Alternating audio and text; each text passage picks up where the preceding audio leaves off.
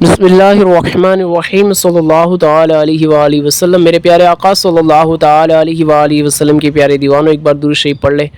आज हम बरक़ात शरीयत हिस्सा एक पेज नंबर 265 और 266 और 267 से कुर्बानी के कुछ मसाइल इंशाअल्लाह सुनेंगे। इल्म दीन हासिल करने की नीयत कर ले इंशाअल्लाह। अल्लाह पाक की ज़ात से उम्मीद है कि इल्म दीन में काफ़ी इजाफा होगा इंशाअल्लाह।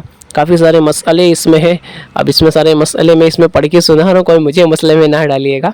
कुछ भी मसला हो तो उलमा अहले सुन्नत से राबता करें, ठीक है। आइए सुनते हैं।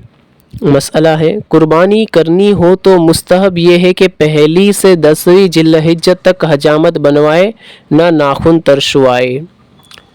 दूसरा, मुसाफिर पर अगरचे कुर्बानी वाजिब नहीं मगर नफल के तौर पर करे तो कर सकता है, सवाब पाएगा। हज करने वाले जो मुसाफिर हो उन पर कुर्बानी वाजिब नहीं, और मुकीम हो तो वाजिब है, जैसा कि मक्का के रहने वाले हज करे तो चूँकि वो मुसाफिर नहीं उन पर वाजिब होगी।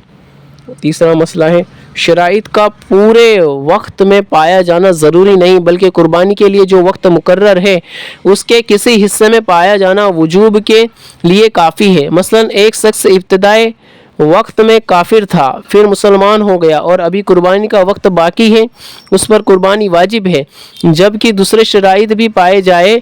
इसी तरह अगर गुलाम था और आज़ाद हो गया उसके लिए भी यही हुक्म है। यूं ही अव्वले वक्त में मुसाफिर था और असनाए वक्त में मुकीम हो गया, उस पर भी कुर्बानी वाजिब हो गई। या फ़कीर था, वक्त के अंदर मालदार हो गया तो उस पर भी कुर्बानी वाजिब है। और आगे मसला है 4 नंबर 1 2 3 4। कुर्बानी वाजिब होने का सबब वक्त है। जब वो वक्त आया और शराइत वजूब पाए गए, कुर्बानी वाजिब हो गई और उसका रुकन उन मखसूस जानवरों में से किसी को कुर्बानी की नीयत से ज़िबह करना है। कुर्बानी की नीयत से दूसरे जानवर मसलन मुर्ग को ज़िबह करना जायज़ नहीं।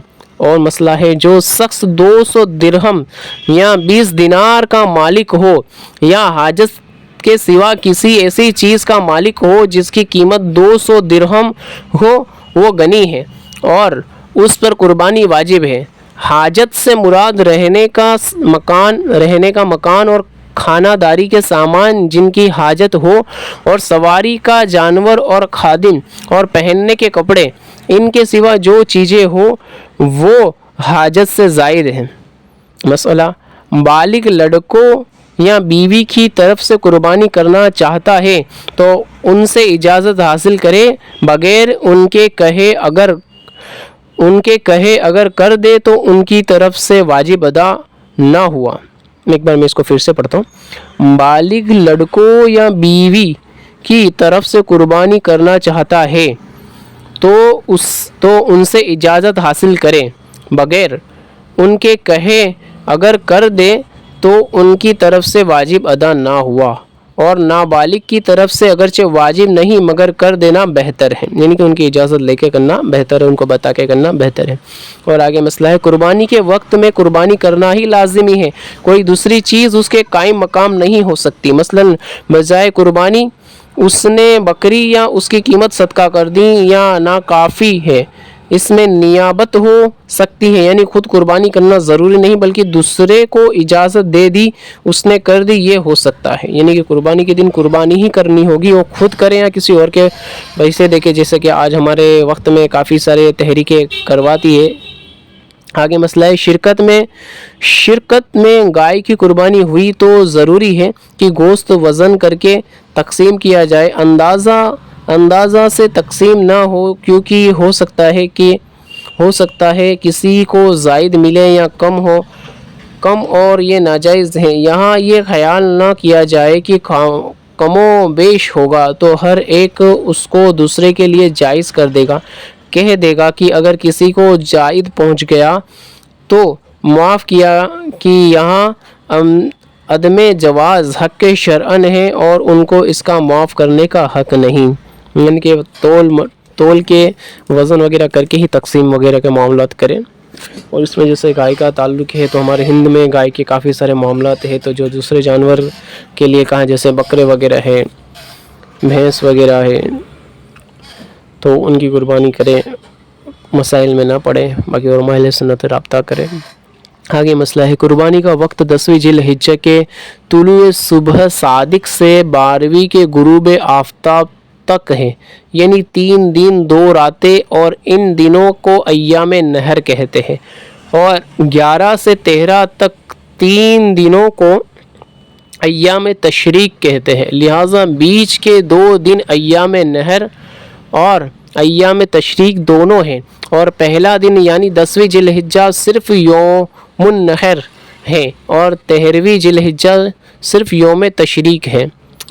مسئلہ 10ویں کے بعد کی دونوں راتیں ایام نحر میں داخل ہے، ان میں بھی قربانی ہو سکتی ہے اگر رات میں ذبح کرنا مکروہ ہے، مگر رات میں ذبح کرنا مکروہ ہے۔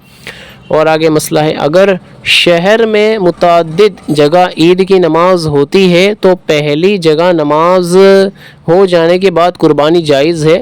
یہ ضروری نہیں کہ عیدگاہ میں نماز ہو جائے جب ہی قربانی کی جائے، بلکہ کسی مسجد میں ہو گئی اور عیدگاہ میں نہ ہوئی جب بھی ہو سکتی ہے۔ آگے مسئلہ ہے 10ویں کو اگر نماز عید نہ ہوئی تو قربانی کے لیے یہ ضروری ہے کہ وقت نماز جاتا رہے، یعنی زوال کا وقت آ جائے جب قربانی ہو سکتی ہے، اور دوسرے یا تیسرے دن عید سے قبل ہو سکتی ہے۔